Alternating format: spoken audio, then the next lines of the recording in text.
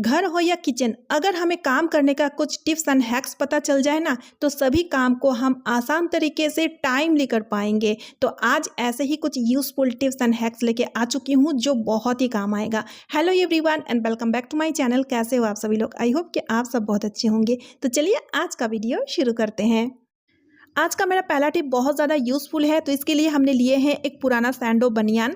अब देखिए फ्रेंड्स, बनियान जब पुराना हो जाता है या तो फिर कहीं से ये थोड़ा सा फट जाता है ना, तो इसका यूज़ और पहनने में नहीं लिया जाता है। तब भी हम इसको पोछा बना देते हैं या तो फिर डस्टिंग के काम में यूज़ में ले लेते हैं।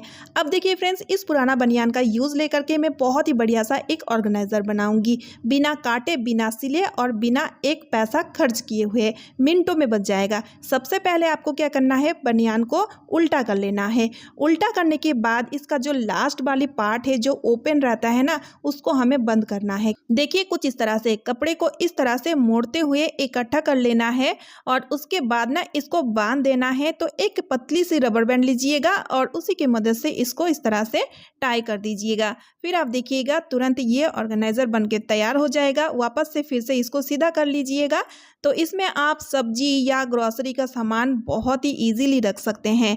और इसका सबसे खास बात यह है, इसको आप कहीं पर भी हैंग कर सकते हैं। देखिए जैसे कि घर में बहुत सारे सब्जी वगैरह आ जाते हैं या तो फिर एक्स्ट्रा ग्रॉसरी का सामान आ जाते हैं, तब फिर हम किचन के किसी भी जगह में रख देते हैं ना, तो जिस वजह से किचन बहुत ज़्यादा मैसी और फैला हुआ लगता है। लेकिन अगर इस तरह का 2-3 ऑर्गेनाइजर बना करके उसमें डाल कर रखिएगा ना, फिर आप देखिए छोटा होने के बावजूद भी किचन में सामान रखने का दिक्कत नहीं आएगा। और दूसरा तो आप देखिएगा किचन एकदम से नीट एंड क्लीन दिखेगा, ऑर्गेनाइज दिखेगा। अब देखिए चलिए मैं आपको दिखाती हूँ इसको हैंग हम किस तरह से कर सकते हैं। कहीं पर भी आप हैंग करके रख सकते हैं। आप चाहें तो इस तरह से किचन का जो दरवाजा होता है वहां पर भी इसको लटका के रख सकते हैं। और देखिएगा चीज़ों को लेने में भी बहुत आसान होता है। तो फ्रेंड्स, इस तरह से ग्रोसरी का सामान हो या फिर सब्जी हो, उसको आप किचन में फैला के ना रख करके इस तरह का ऑर्गेनाइजर बना करके उसमें ऑर्गेनाइज करके समेट के रखें।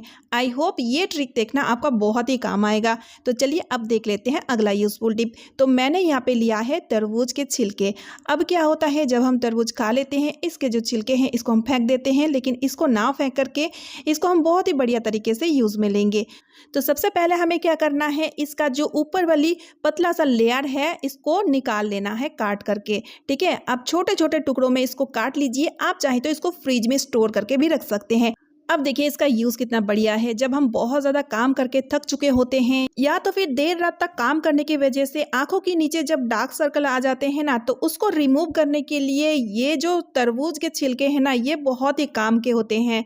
एक तो आपको ठंडक महसूस होगा, आपको बहुत ज़्यादा रिलैक्स महसूस होगा और साथ ही में आप देखिएगा रेगुलर इसको लगाएंगे ना, तो आपका जो डार्क सर्कल है वो पूरी तरीके से रिमूव हो जाएगा। आई होप ट्रिक अच्छी लगी है। तो चलिए अब देख लेते हैं अगला टिप। अब देखिए फ्रेंड्स, लगभग डेली सभी के घरों में चावल तो बनता ही है। तो चावल जब हम बनाते हैं उससे पहले चावल को अच्छे से धोते हैं और ये चावल धुला हुआ जो पानी है इसको कभी नहीं फेंकना चाहिए, क्योंकि ये बहुत ही यूज़फुल होते हैं और इसका यूज़ हम काफ़ी सारे कामों में ले सकते हैं। लेकिन हाँ, एक पानी से धुला हुआ जो पानी है ना, स्पेशली उसको ही लेना है। ठीक है, याद रखिएगा। अब हम क्या करेंगे, चावल धुला हुआ जो पानी है किसी भी एक बड़े बर्तन में इस तरह से इसको ट्रांसफर कर देंगे। फिर हमें लेना है बर्तन धोने वाला एक साबुन की टिक्की। कोई सा भी टिक्की आप ले सकते हैं। टिक्की को इस तरह से आप थोड़ा सा ग्रेट कर दीजिए और पानी के साथ अच्छी तरीके से मिला दीजिए ताकि अच्छे से मिल जाए। और मिलने के बाद आप देखिएगा बहुत ही बढ़िया सा सॉल्यूशन बनके तैयार हो जाता है। इस सॉल्यूशन का यूज़ हम किस लिए करेंगे, देखिए हमारे घर में जो कांच के क्रॉकरी होते हैं ना, आप देखे होंगे उसको कुछ दिन यूज़ करने के बाद वो डल से होने लगते हैं या तो फिर उसमें छोप छोप निशान आ जाते हैं। तो उसको रिमूव करने के लिए, उसको दूर करने के लिए ये सॉल्यूशन देखना आपका बहुत ही काम आएगा। करना कुछ नहीं है, इस पानी में कुछ देर के लिए आप भीगने के लिए छोड़ दीजिएगा बर्तन को डुबो करके। उसके बाद ना इस तरह से मांज लीजिएगा। मांज करके ना इसको साफ पानी से धुल लीजिएगा और धुलने के बाद आप खुद देखिएगा इसका अंतर। तो आपके घर में कांच के जितने भी क्रॉकरी है उसको बीच बीच में इस तरह से धोया करें। इससे कि आप देखिएगा इसका शाइन कभी भी गायब नहीं होगा, ये हमेशा चमकते रहेगा। आई होप ये ट्रिक देखना आपका बहुत ही काम आएगा। अब देखिए फ्रेंड्स, अगला यूज़फुल टिप के लिए भी हम चावल के पानी लेंगे, लेकिन अब ना पके हुए चावल के पानी हमें चाहिए। जब इस तरह से आप चावल बनाएंगे ना, तो ये जो चावल के पके हुए पानी है ना, इसको 2-3 चम्मच एक बाउल में अलग सा निकाल लीजिए। इसके थ्रू भी हम बहुत ही बढ़िया सा एक सॉल्यूशन बनाएंगे। एक्चुअली कच्चे चावल के पानी या पके हुए चावल के पानी दोनों ही बहुत ही यूज़फुल होते हैं। ठीक है, अब यहाँ पर भी हमें विम बार को ग्रेट करके इस पानी के साथ मिलाना है। अब देखिए, पानी जैसे कि गर्म है ना, तो इसलिए बहुत ही जल्दी ये मेल्ट हो जाएगा और बहुत ही बढ़िया सा सॉल्यूशन बन के तैयार हो जाएगा। अब इस सॉल्यूशन का इस्तेमाल हम करेंगे मिक्सर ग्राइंडर को साफ़ करने में। तो देखिए गाइस, क्या होता है कि मिक्सर ग्राइंडर का ये जो मोटर वाली पार्ट होता है ना, ये काफ़ी ज़्यादा छोटा होता है, जिस कारण इसका सफाई हम ढंग से नहीं कर पाते हैं और इसलिए इसमें बहुत ज़्यादा गंदगी भर जाती है। तो इसको क्लीन करने के लिए ये वाली जो सॉल्यूशन है ना, काफ़ी ज़्यादा यूज़फुल है। तो इसको क्लीन हम कैसे करेंगे, इसके लिए एक पुराना मोजा और चम्मच ले लीजिए और चम्मच में मोजे को इस तरह से लपेट दीजिए, रबड़ बैंड से टाई कर दीजिए। ठीक है, इस तरह से चम्मच हमने इसलिए लिए हैं ताकि अच्छे से इसका क्लीनिंग हो पाए।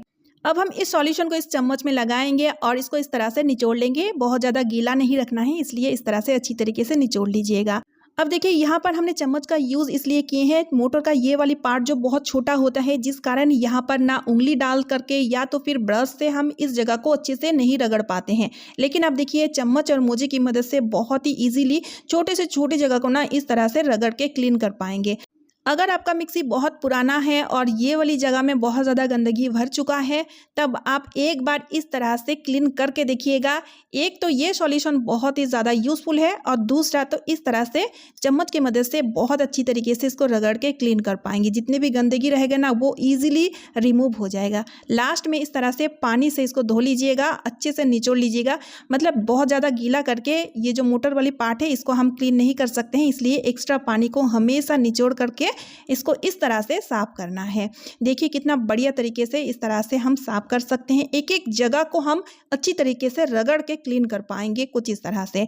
आई होप ये ट्रिक आपका बहुत ही काम आएगा। ज़रूर से एक बार आजमा कर ट्राई करके देखिएगा। तो चलिए अब देख लेते हैं अगला यूज़फुल टिप। जब हम फ्रूटी या लस्सी वगैरह पीते हैं ना, तो साथ ही में इस तरह का स्ट्रॉ भी मिलता है। अब देखिए, इसको ना फेंक करके ना आप उठाकर रख लीजिएगा और इसका यूज़ आप कहाँ पर लेंगे, चलिए मैं बताती हूँ। सिंक हो या वॉश बेसिन, कई बार ऐसा होता है इसका जो ड्रेन है काफ़ी ज़्यादा इसमें गंदगी भर जाता है, या तो फिर छोटे छोटे बाल या तो फिर कचरा वगैरह जब फंस जाते हैं ना, तो ये ड्रेन अक्सर जाम हो जाता है। तो आपको क्या करना है, इसी स्ट्रॉ की मदद से इस तरह से क्लीन कीजिएगा ना, तो ये ड्रेन अच्छी तरीके से क्लियर हो जाएगा। है ना बढ़िया सा आइडिया। तो चलिए फ्रेंड्स, आज का वीडियो मैं यही पेंट कर रही हूँ। आई होप आप सभी को आज का वीडियो यूज़फुल लगा है। वीडियो यूज़फुल लगने पे वीडियो को ज़्यादा से ज़्यादा शेयर कर दीजिएगा, साथ ही साथ एक लाइक कर दीजिएगा। चैनल पर न्यू यानी कि पहली बार आए हैं तो चैनल को सब्सक्राइब ज़रूर कर लीजिएगा। तो चलिए फ्रेंड्स, मिलती हूँ नेक्स्ट वीडियो में। Bye friends and thanks for watching.